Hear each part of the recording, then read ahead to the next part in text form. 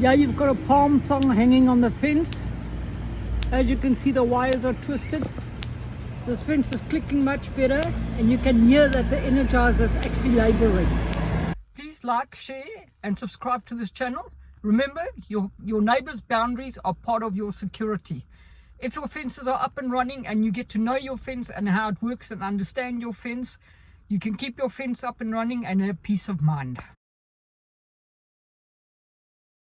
Okay, looking at this branch here, you can see it's got a dead leaf, and that top leaf is also partially dead.